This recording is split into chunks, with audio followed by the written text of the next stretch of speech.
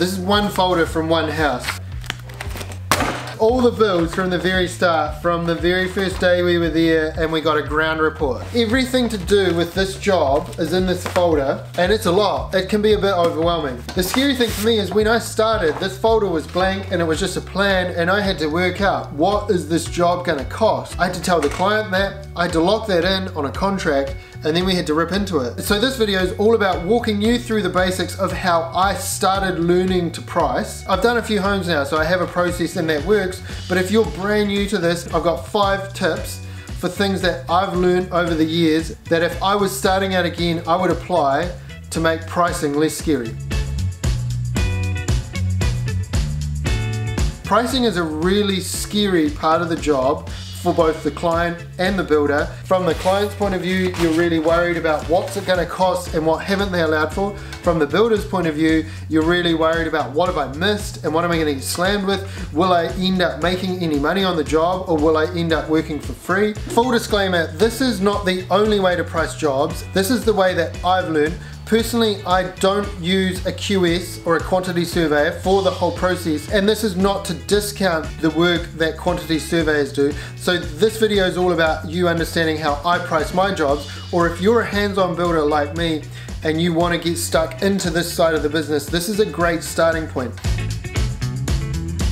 Tip 1 is build a spec. At the start of our spec list is things like drawings. Are the building consent drawings going to be provided by the builder, or are they going to be provided by the client? And then earthworks. Has earthworks already been done, or are you including that? Is there an engineering report? You get the picture. Both you and the client now know it's black and white what's in the contract, what's out of the contract, and also the level of quality, because the price difference between a 200mm fascia and a 300mm fascia is a big difference. So you need to make sure that you know what you're specifying, the types of products you're using, like weatherboard, flooring, etc. We've done a few videos on all the specs, check those out here.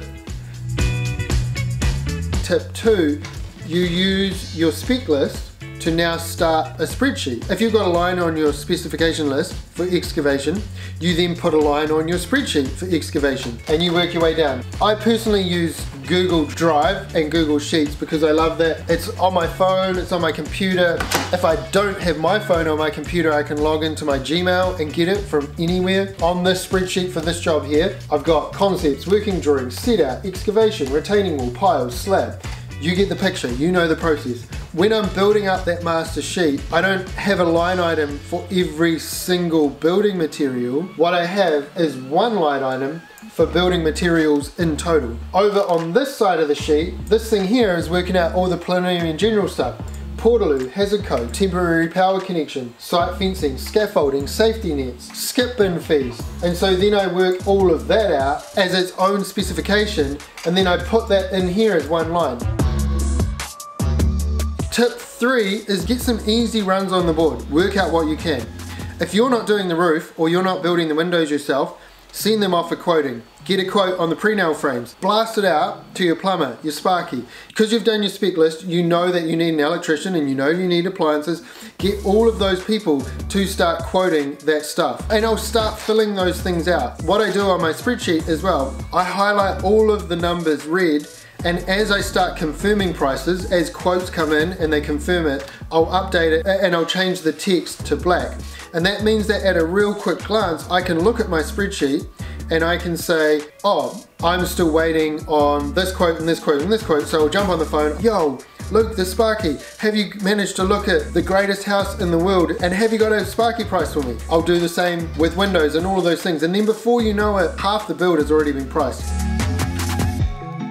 Tip 4 is now start working out what you don't know. For example, you might not know exactly what the materials are going to cost, and you might not know the labor component of it, and you're really worried that those things are going to blow out. What you need to do is spend some time building up a workflow chart, or list out the number of tasks on that job for the builder, allocate days to those jobs, or if it's a little job, allocate hours. Make sure you allocate some time for things to not go to plan. When you're working out your materials, make sure you work out for wastage and overruns. I personally get my local ITM to do a takeoff for every job. A takeoff is like a 5-page document listing out everything from the nails to the type of timber to the jib and the ping bats, everything that we're going to use. It's still my job as the main builder to read that takeoff and make sure that what's on that takeoff matches what's going in. For example, the client might not have locked in the specific type of weatherboard when it got sent for the takeoff, and so on the takeoff there's a guess it's going to be XYZ cedar profile. It's my job to make sure that the cedar profile that the client has picked matches what's on there. Work it out, put a guess down, sleep on it, come back to it, work it out again, sleep on it, come back to it. The more you do that, the more you realize the little things you've missed. Like you might have quoted for the stairs, but you forgot to include the handrail and the handrail brackets. I've done that before. And so then you learn to start looking at it more and more and more. This step is obviously the hardest part because you don't know what you don't know, but the more you do pricing, the more you'll learn it.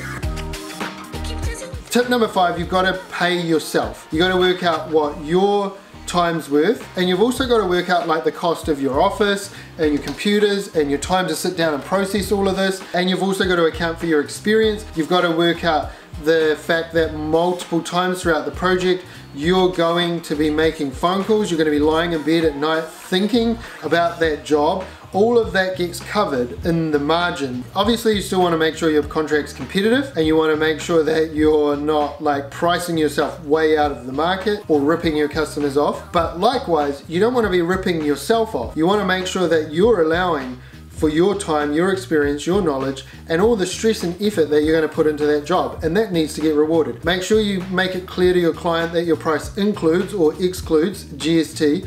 Make sure that you've allowed a small contingency for things to go wrong. Bonus tip is back cost. The moment a job starts, I then put in an extra column on the sheet here called actual. On this job here, we quoted frames and trusses from the pre-nail plant, and surprise, surprise, we got invoiced the exact same amount that we quoted. So then I put it in there as the actual cost the same as the projected. I really enjoy, once the job starts, checking, hey, I thought it was going to be this, how's it actually tracking compared to what it is?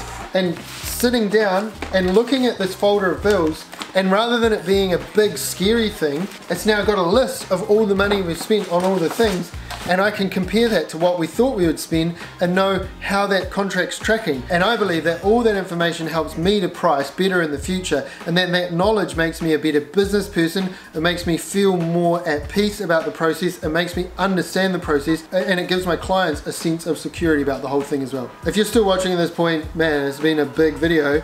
Thanks so much. Comment below, what would you like us to do a deep dive into? Anyway, I'm gonna go price something and drink my coffee. All these bills.